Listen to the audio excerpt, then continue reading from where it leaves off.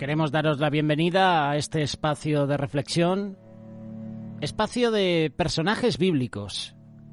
Y hoy vamos a hablar de el discípulo Mateo. En las próximas semanas vamos a iniciar la serie de todo lo que rodea el nacimiento de Jesús. Nos gustaría empezar hablando de la genealogía de Jesús. Esto lo puedes encontrar en el Evangelio de Mateo, capítulo 1.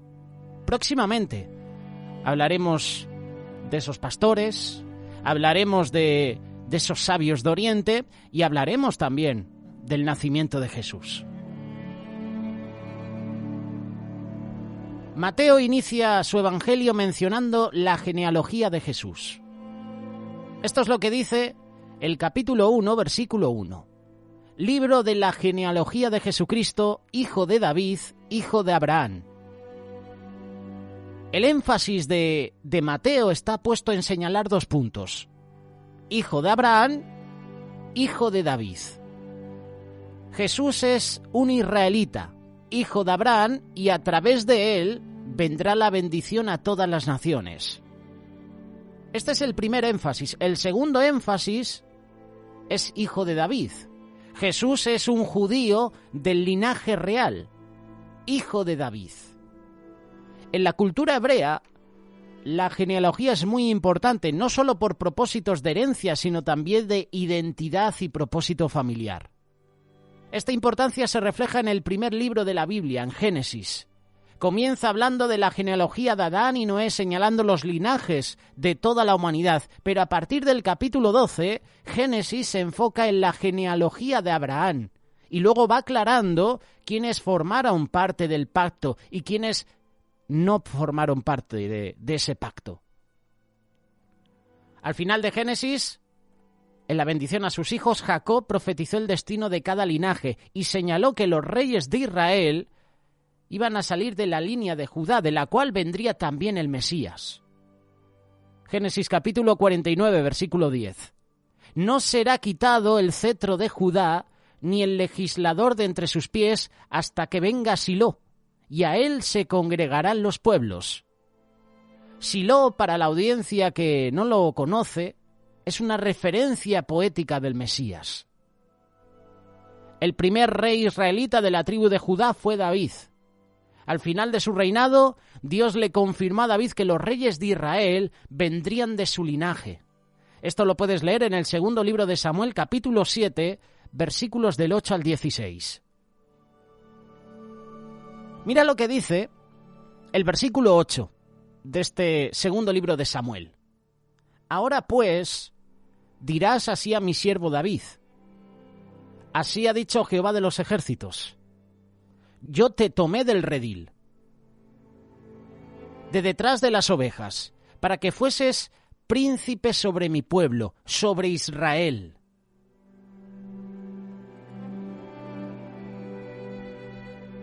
Versículo 12 en adelante. Y cuando tus días sean cumplidos y duermas con tus padres, yo levantaré después de ti a uno de tu linaje, el cual procederá de tus entrañas, y afirmaré su reino. Él edificará casa a mi nombre, y yo afirmaré para siempre el trono de su reino.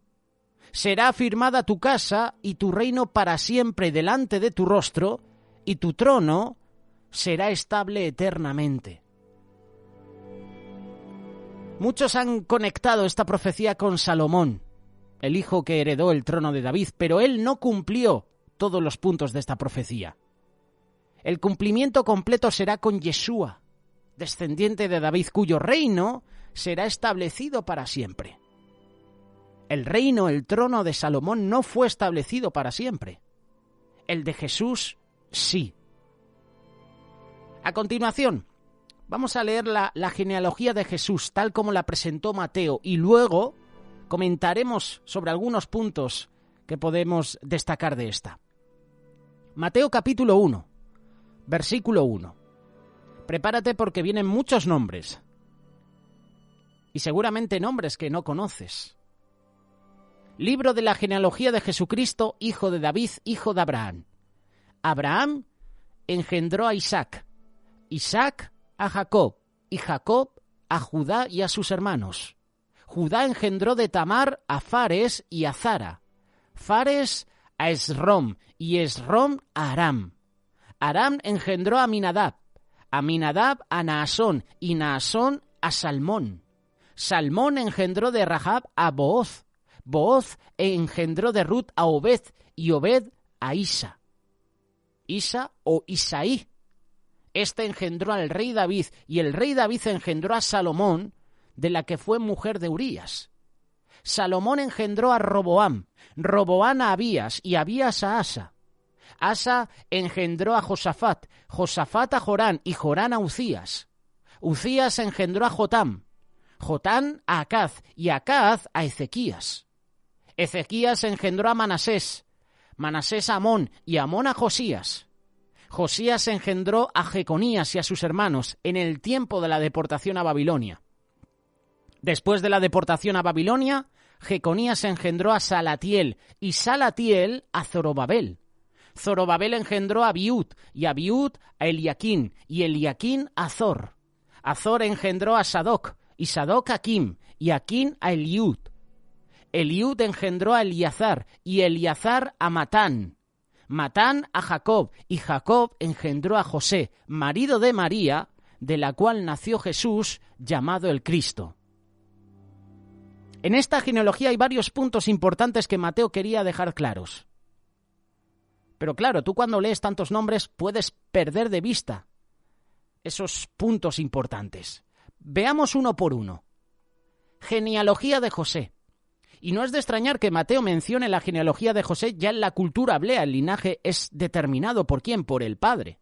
Y curiosamente Mateo aclara que Jesús no era el hijo biológico de José. Mateo capítulo 1, verso 18. El nacimiento de Jesucristo fue así. Estando desposada María su madre con José, antes que se juntasen, se halló que había concebido del Espíritu Santo. José y María estaban desposados, es decir, ya se habían comprometido para casarse. Y en ese momento, ellos que estaban en el tiempo de espera para la boda, que solía ser un año, todavía no habían consumado el matrimonio. Debían esperar hasta el día de la boda para ello. Sin embargo, a los ojos de la ley, se consideraba que ellos ya estaban casados, ya habían como firmado el compromiso matrimonial, que en hebreo significa la ketubá. Si se rompía el compromiso, debían pasar por un proceso de divorcio. Dado que todavía no se había consumado el matrimonio, es lógico que José sospechara de infidelidad cuando se enteró del embarazo de María. Seguramente, tú, hombre que estás escuchando, hubieras pensado lo mismo. Ante eso, ya estaba tomando decisiones de lo que iba a hacer. Pero Dios envió un ángel a José para explicarle que María no le había fallado. Mateo capítulo 1, verso 19 y 20. José, su marido, como era justo y no quería infamarla, quiso dejarla secretamente. Y pensando él en esto, he aquí un ángel del Señor le apareció en sueños y le dijo: José, hijo de David, no temas recibir a María tu mujer, porque lo que ella es engendrado del Espíritu Santo es. Toda esta historia entre José y María no era información pública. Se mantuvo en secreto porque la gente lo tomaría mal. Pero llegaría el momento en que todo saldría a la luz, en que todo esto se iba a revelar. Y Mateo vio la importancia de sacar a la luz la verdad para mostrar que Yeshua era el Mesías y tenía derecho a ser rey por ser del linaje de David. Curiosamente, para hacerlo debía probar que Jesús no tenía vínculo de sangre con José, y esto te lo voy a explicar ahora, en este segundo punto, porque me parece muy interesante. Lo he leído de un estudio bíblico, donde habla un poquito sobre todas las genealogías. Hay un árbol cronológico prácticamente de todas las personas, empezando desde Adán hasta Eva. Y lo que te voy a comentar te va a sorprender. Luego de presentar la genealogía de José, a quien el pueblo identificaba como padre de Jesús, resulta que Mateo aclara que Jesús era hijo de María, pero no hijo biológico de José. ¿Por qué Mateo presenta esta situación a todo el lector, a toda la persona que está leyendo el pasaje? La respuesta está vinculada a una profecía en tiempos del exilio de Babilonia y lo hemos presentado varios nombres que están vinculados en esa profecía. En la genealogía de José, tal como la presenta Mateo, se menciona un rey llamado Jeconías. Mateo capítulo 1, versículo 11 y 12. Josías engendró a Jeconías y a sus hermanos en el tiempo de la deportación a Babilonia. Después de la deportación a Babilonia, Jeconías engendró a Salatiel y Salatiel a Zorobabel. Jeconías fue el rey que recibió la última advertencia antes que Dios se entregara por completo a Judá en manos de los babilonios. El profeta Jeremías le llevó las últimas palabras de advertencia. Esto lo puedes ver en el libro de Jeremías, capítulo 22. Pero el último rey de Judá no atendió a Dios, sino que siguió neciamente en su rebelión. El resultado fue no solo el exilio de Babilonia y su muerte, sino una maldición a su descendencia. Jeremías capítulo 22, verso 30. Así ha dicho Jehová: escribid lo que sucederá a este hombre privado de descendencia, hombre a quien nada próspero sucederá en todos los días de su vida, porque ninguno de su descendencia logrará sentarse sobre el trono de David y no va a reinar sobre Judá.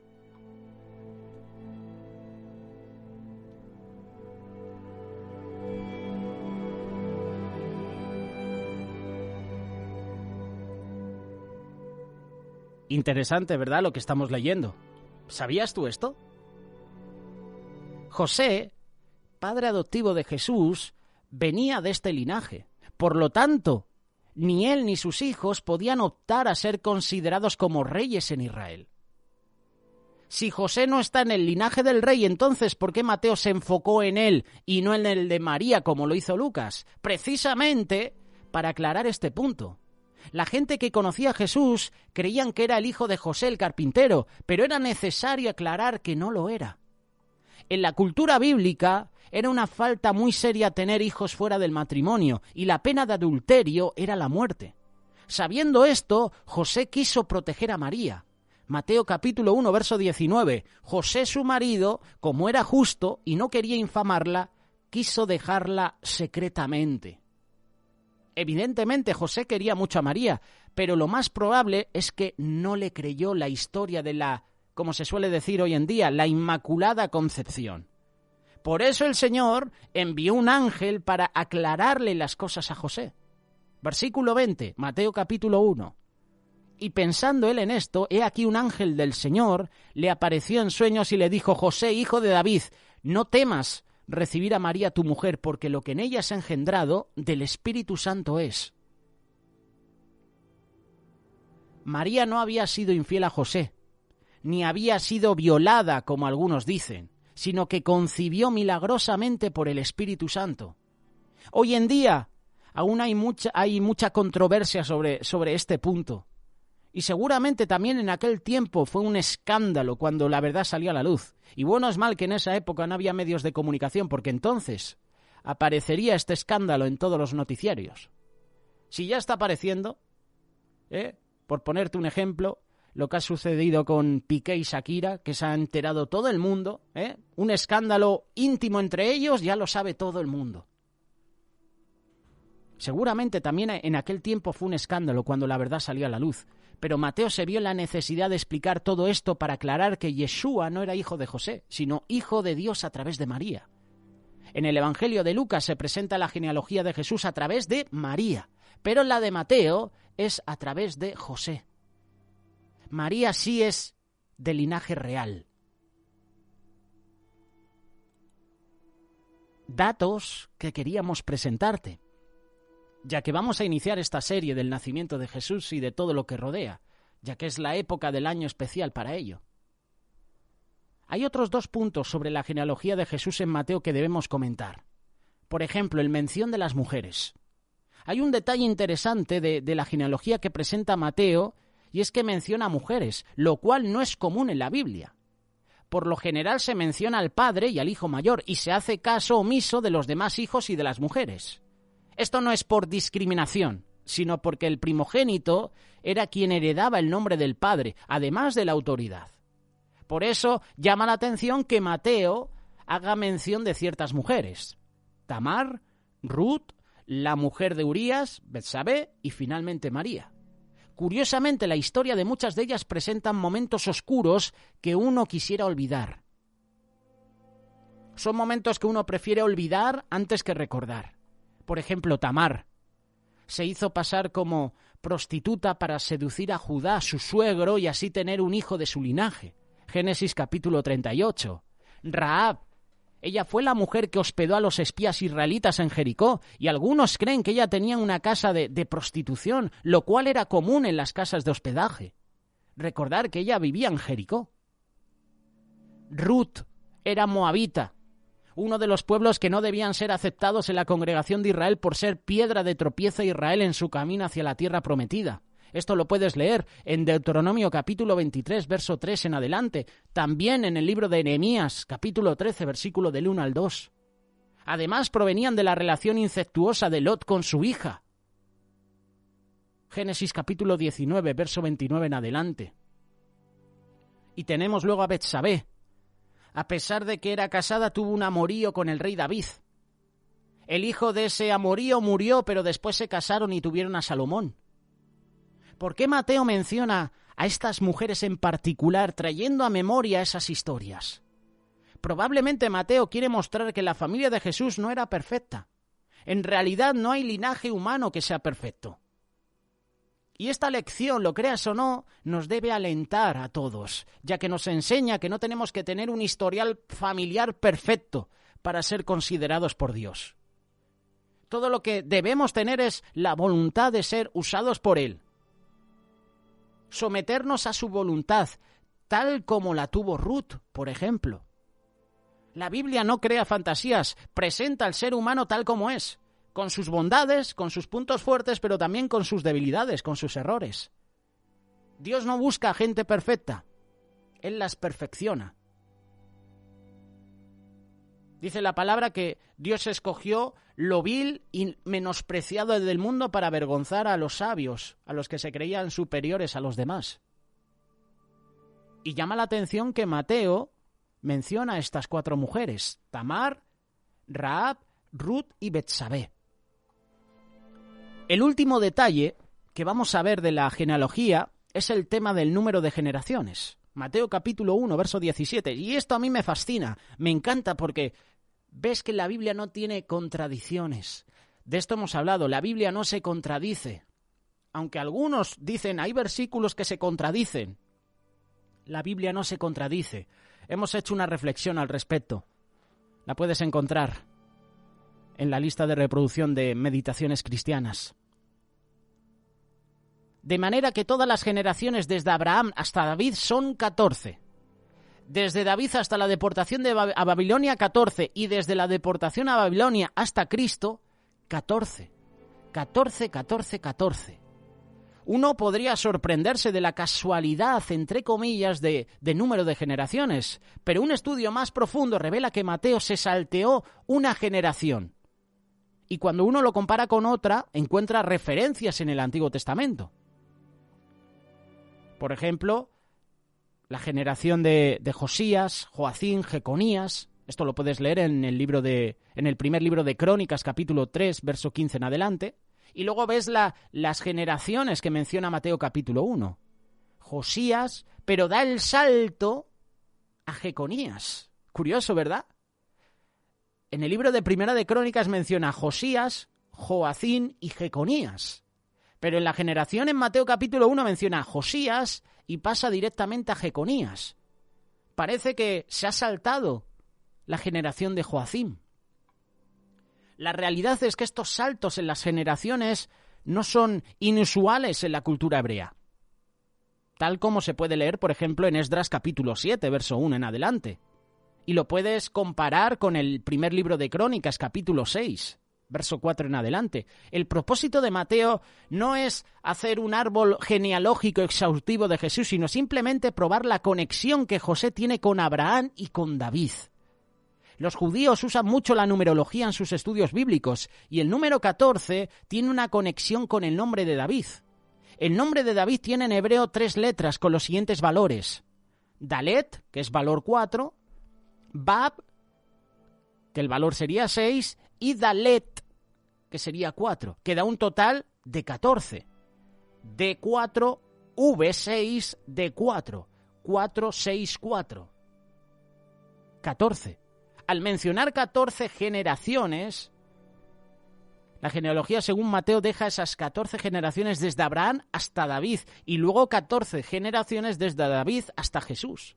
De esta forma marca una conexión numérica entre David y la genealogía de Jesús.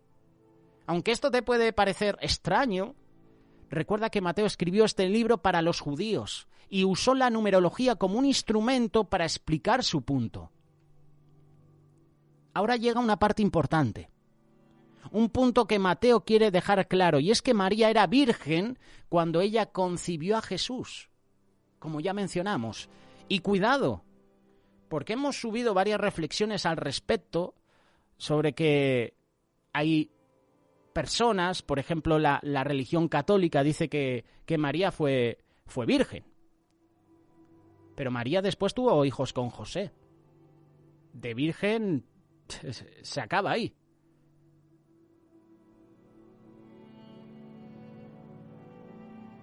Por eso dice el primogénito, porque es el primero. Quiere decir que después hubo más. Si no hubiera dicho el unigénito, hijo de María. Es decir, sería único. Mateo aclara que María concibió por el Espíritu Santo. Mateo capítulo 1, verso 18. Relaciona esta concepción sobrenatural con una profecía de Isaías. Todo esto aconteció para que se cumpliese lo dicho por el Señor por medio del profeta cuando dijo: «He aquí, una virgen concebirá y dará a luz un hijo y llamará su nombre Emmanuel», que traducido es Dios con nosotros. En el contexto de Isaías, la profecía habla de una señal que pidió el rey Acaz y luego el Señor le ofreció una señal que sería el hijo. Isaías capítulo 7, verso 10. Habló también Jehová a Acaz, diciendo: «Pide para ti señal de Jehová tu Dios, demandándola ya sea de abajo en lo profundo o de arriba en lo alto». Y respondió Acaz: «No pediré y no tentaré a Jehová». Dijo entonces Isaías: «Oíd ahora, casa de David, ¿os es poco el ser molestos a los hombres, sino que también lo seáis a mi Dios? Por tanto el Señor mismo os dará señal. He aquí que la Virgen concebirá y dará a luz un hijo y llamará su nombre Emmanuel». Mateo notó que la profecía tenía doble cumplimiento. El nacimiento de una virgen es una señal que Dios dio a su pueblo para dar testimonio de la venida del Mesías. El Señor le reveló a José que María, su prometida, era aún virgen, a pesar de estar esperando bebé. Y ante eso José aceptó recibir a María como mujer. Lo puedes leer, Mateo capítulo 1, verso 24 y 25. Y despertando José del sueño, hizo como el ángel del Señor le había mandado y recibió a su mujer, pero no la conoció hasta que dio a luz a su hijo primogénito y le puso por nombre Jesús. Pero no la conoció hasta que dio a luz a su hijo primogénito. Con este versículo desmontamos lo que dicen muchas personas de que María no tuvo más hijos. Te puedo dar versículos con el nombre de los hermanos de Jesús. ¿Recuerdas el pasaje que dice: «Jesús, tu madre y tus hermanos están fuera. Sal a recibirlos»? No entiendo por qué todavía hay personas que dicen que María fue virgen y no tuvo más hijos. Hay versículos en la palabra de Dios que colaboran que María tuvo más hijos. Corroboran totalmente que María tuvo más hijos. Y en una situación tuve que poner versículos a una persona porque decía que esos eran versículos que habían agregado los evangélicos. Hay personas que son fanáticas y aunque tú le des versículos, te apoyes en versículos, haya vinculación, haya conexión entre otros pasajes, no creen. Hay personas que aunque no tienen razón, ellos piensan que sí la tienen. Y esto es un problema. Esto es un problema. Y dará a luz un hijo y llamará su nombre Emmanuel. Dios con nosotros. Pero no la conoció hasta que dio a luz a su primogénito. Si no diría unigénito, único. Dice primogénito. Es decir, el primero de varios. Y le puso por nombre Jesús. Su nombre Jesús. El nombre de Jesús no fue elegido por su madre o por su padre, fue revelado por Dios. Mateo capítulo 1, verso 21. Y dará a luz un hijo y llamará su nombre Jesús, porque él salvará a su pueblo de sus pecados. El nombre hebreo de Jesús es Yeshua. Seguramente así lo escribió Mateo en su libro. Yeshua significa salvación. Posteriormente fue traducida al griego como Yeshous. Y de allí se sacó la palabra en español y en otros idiomas a los que fue traducida al Evangelio. La palabra Cristo no es el apellido de Jesús. Es la traducción de la palabra griega Christos, que significa ungido. En hebreo se dice Mashiach, Yeshua HaMashiach. En Israel se ungía a los reyes y a los sacerdotes para su servicio o ministerio. Habían muchos ungidos en Israel, pero uno es especial entre todos, el Mesías, el que trae salvación. En la profecía de Isaías mencionan el nombre Manuel. A Jesús no lo llamaron por ese nombre, pero sí cumplió lo que este nombre significa, Dios con nosotros. Hay otra profecía que Mateo no mencionó, pero va de la mano con la que citó. Isaías capítulo 9, versos 6 y 7. Con este versículo terminamos esta reflexión. Porque un niño nos es nacido, hijo nos es dado, y el principado sobre su hombro, y se llamará su nombre admirable. Consejero, Dios fuerte, Padre eterno, príncipe de paz. Lo dilatado de su imperio y la paz no tendrán límite sobre el trono de David y sobre su reino, disponiéndolo y confirmándolo en juicio y en justicia desde ahora y para siempre. El celo de Jehová de los ejércitos hará esto. El cumplimiento completo de esta profecía se llevará a cabo en la segunda venida del Señor, cuando establezca el reino de Dios en la tierra. De esta manera terminamos la genealogía de Jesús. Déjanos tu aporte. Seguramente en algún momento de la reflexión no me he explicado bien, lo siento. Corregirme a través del comentario. Seguramente traerá controversia, sobre todo la parte que hemos mencionado de María. Abrocharse bien los cinturones, que vienen curvas, pero yo me limito a explicar lo que dice la palabra. Esta es la serie que iniciamos sobre todo lo que rodea el nacimiento de Jesús. Si quieres ponerte en contacto con nosotros, tenemos WhatsApp, tenemos grupo de Telegram, puedes unirte al grupo. Déjanos tus comentarios.